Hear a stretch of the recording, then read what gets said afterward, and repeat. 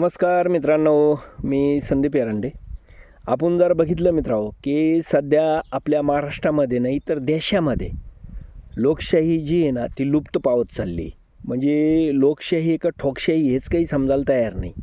जसं आपण आता एक 2-4 दिवसापूर्वी काय झालं की जे विठ्ठल कांगणे सर आहे यांचं जे इंस्टाग्रामचं अकाउंट आहे हे डिलीट करण्यात आलं, त्याच्यावर बॅन केलं आहे. म्हणजे वास्तविक पाहता ते असा माणूस आहे की बुवा त्यांनी जे सत्य आहे ते समाजासमोर आणतात. दुसरी गोष्ट विद्यार्थ्याला, शेतकऱ्याला नेहमी ते मदत करत असतात.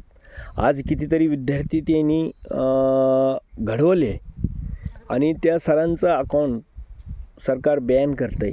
म्हणजे विचार करायसारखी गोष्ट आहे मित्रांनो, की जो मीडिया आहे तो सरकारच्या दबावाखाली येऊन ज्या काही खऱ्या गोष्टी आज समाजामध्ये चालल्या ते दाखवत नाही किंवा सरकारच्या चुका ते गोदी मीडिया ते दाखवत नाही.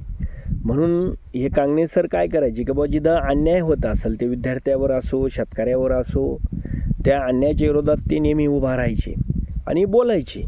म्हणजे आज जर आपण त्यांची भाषणं ऐकली तर आपल्या अंगामध्ये एक एक वेगळ्या वृत्तीचा संचार होतो की आत्मविश्वास तयार होतो. म्हणजे विद्यार्थी कसा पाहिजे, काय पाहिजे, विद्यार्थ्यांना काय केलं पाहिजे हे सगळं त्यांच्या भाषणाद्वारे म्हणा किंवा जे काही बोलतात ते यूट्यूबला, फेसबुकला जे काही आपल्याला सांगतात त्यांचं एक उत्तम कार्य खूप दिवसापासून चालू आहे मित्रांनो. फक्त आता काय आहे की सरकारला त्यांच्या काही गोष्टी म्हणजे सरकारच्या ज्या चुका आहे त्या चुका ते दाखवत होते आणि खऱ्या अर्थानं ते सरकार चुकलेल्या गोष्टी ते दाखवत होते. पण ते तसं करू नये म्हणून त्यांनी इंस्टाग्रामवर अकाउंटवर डिलीट केलं. पण काही हरकत नाही मित्रांनो, याचा तर निषेध आपण मनापासूनच करतो आहे आणि ते सर काही थांबणारे नाही आहे.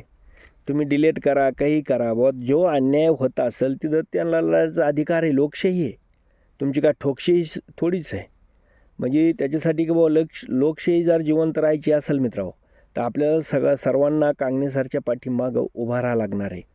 आणि जे काही आपण आहे रील स्टार मीडियावर जेवढे काही लोक आपण आहे तर याच्या विरोधात आपल्याला सर्वांना आवाज उठवावा लागणार आहे की नाही. कारण एका व्यक्तीवर अन्याय होतो आणि जो व्यक्ती समाजासाठी खूप खास आहे की समाजामध्ये जागृती निर्माण करणं हे आज काळाची गरज आहे आणि त्या पद्धतीने ते सर करतात.